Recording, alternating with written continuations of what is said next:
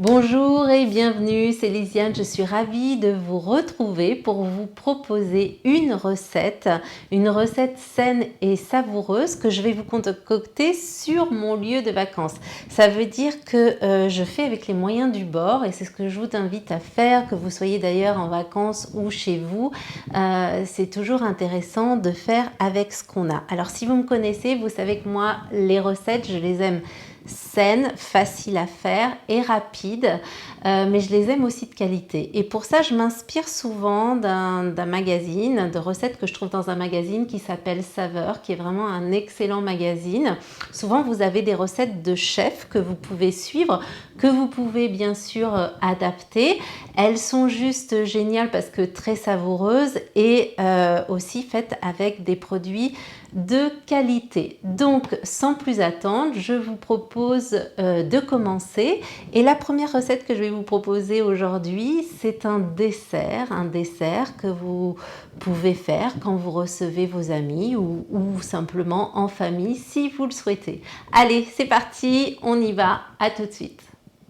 Alors, pour cette recette, vous allez avoir besoin de chocolat, puisque c'est un gâteau au chocolat que je vous propose de faire sans cuisson ou presque.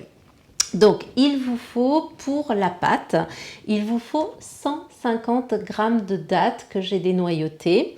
Il vous faut 110 g de poudre d'amande que vous voyez ici.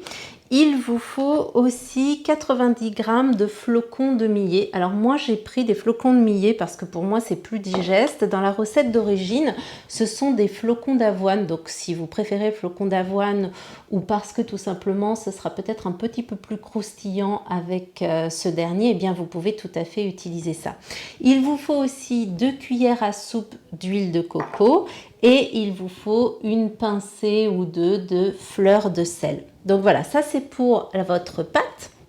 Et puis pour ce que vous allez amoureusement étaler dessus, c'est du chocolat, 300 g de chocolat que vous voyez, vous aurez préalablement la découpé en paillettes comme ceci.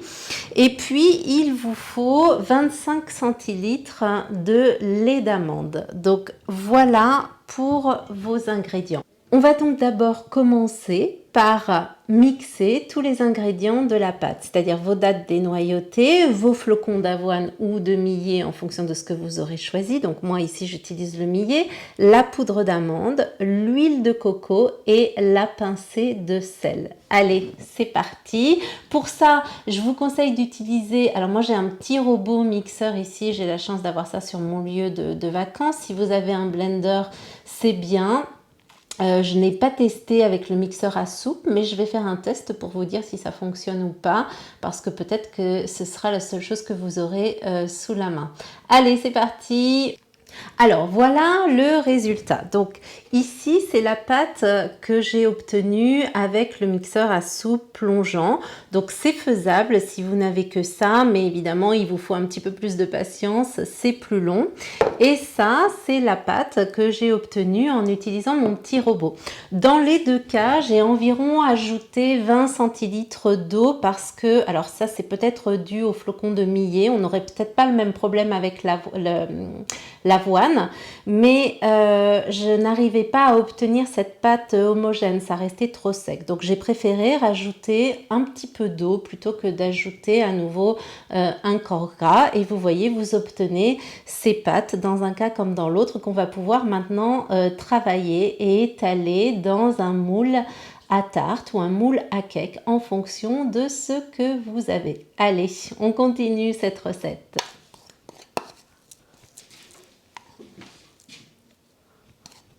Donc maintenant, on va étaler la pâte. Moi, je le fais avec les doigts. Je trouve ça plus efficace et plus agréable. Et si ça colle un peu trop à vos doigts, vous prenez un petit peu d'eau, un petit bol dans lequel j'ai mis de l'eau.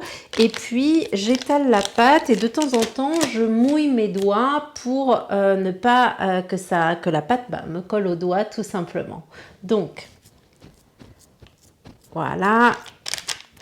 On va prendre le temps d'étaler la pâte. Alors, vous voyez là, je continue d'étaler la tarte, donc la pâte à tarte. Donc, pour le fond, j'utilise bien toute ma main, hein, que je vous rappelle, j'ai donc mouillé pour pas que ça me colle à la peau. Et puis, quand j'arrive, vous voyez, pour former les bords, là, eh bien, j'utilise le bout des doigts. Et là, je ramène bien la pâte sur mes bords, hein, comme ça. Là, je dessine bien les bords, mais en travaillant avec la main ici, déjà, j'affine bien le fond de ma pâte, le fond de mon gâteau. Et puis, je ne fais pas de trous. Hein. Vous voyez, si on fait avec les doigts, là, on fait des trous. Tandis qu'avec le plat de la main, vraiment, on évite ça. Donc, voilà, j'ai presque terminé. Alors, voici le résultat final. Vous voyez, la pâte étalée et puis les bords sont formés. Donc, je vais simplement couper ici le papier dont je n'ai pas besoin, papier qui dépasse.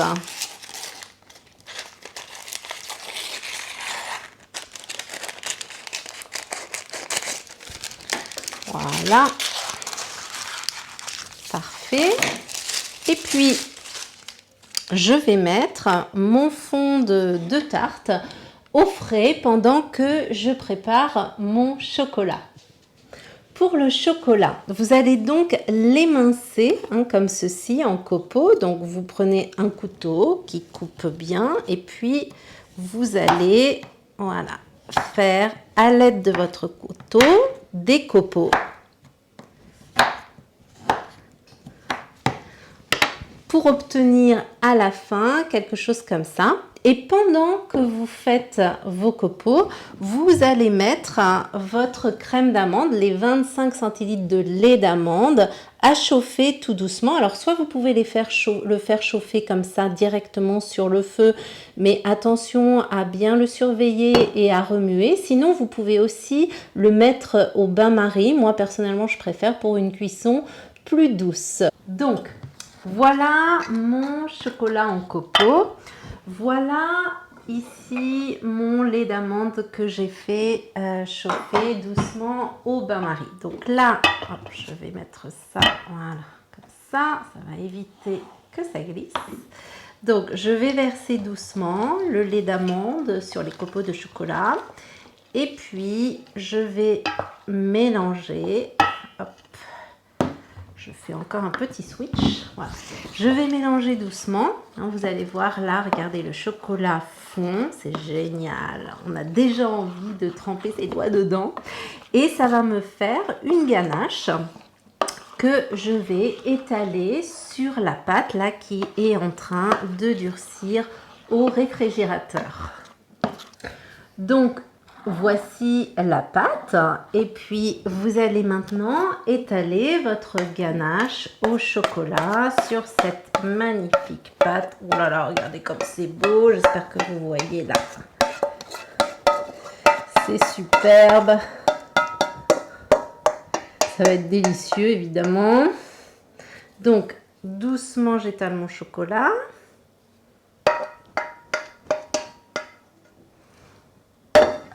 Voilà, je vais l'étaler de manière assez uniforme sur mon fond de pâte qui a déjà un petit peu durci.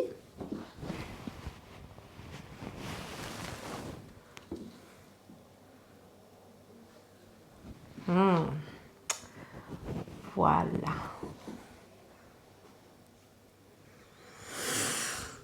Je sais pas vous, mais moi déjà là, j'ai envie de tremper mes doigts dedans. Et voilà, super. Donc maintenant, on va mettre l'ensemble au frais pendant 3 heures avant de pouvoir déguster. Et là, je ne résiste pas. Un délice. Allez, on se retrouve dans 3 heures pour le test dégustation. À tout de suite. Et voilà, il nous a donc fallu patienter 3 heures, mais voilà le résultat de cette magnifique tarte avec cette belle ganache de chocolat que vous allez pouvoir partager avec votre famille, avec vos amis, et tout ça sans culpabiliser parce que vous avez là des très bons ingrédients. Donc je vous en dis quand même peut-être quelques mots de ces ingrédients. Moi, les céréales, évidemment, je les achète bio parce que je préfère, j'ai une sécurité quant à leur qualité, le fait qu'elles ne soient pas évidemment traitées. Et puis le chocolat, notamment, c'est quand même votre ingrédient principal. Donc moi, j'aime beaucoup le chocolat de Bona, qui fait un excellent chocolat pour les pâtisseries, pas trop chargé en sucre. Vous pouvez aussi très bien utiliser sa gamme de chocolat habituelle à 75%. Moi, c'est ce que j'ai utilisé, ils sont excellents. Là, j'ai pris les fèves de Madagascar.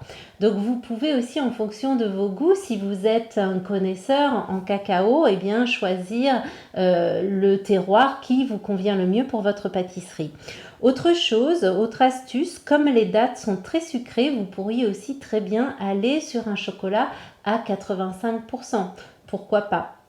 Ça renforcerait vraiment le goût de votre tarte, et puis vous avez toujours ce petit goût sucré qu'apportent les dattes. Voilà les astuces, n'hésitez pas à laisser des commentaires avec les améliorations peut-être que vous avez apportées à cette recette, et puis surtout dites-moi si elle vous plaît et si elle est bonne, si elle vous réjouit autant qu'elle m'a réjoui. Je vous dis à très vite et surtout restez merveilleuse. Bye bye!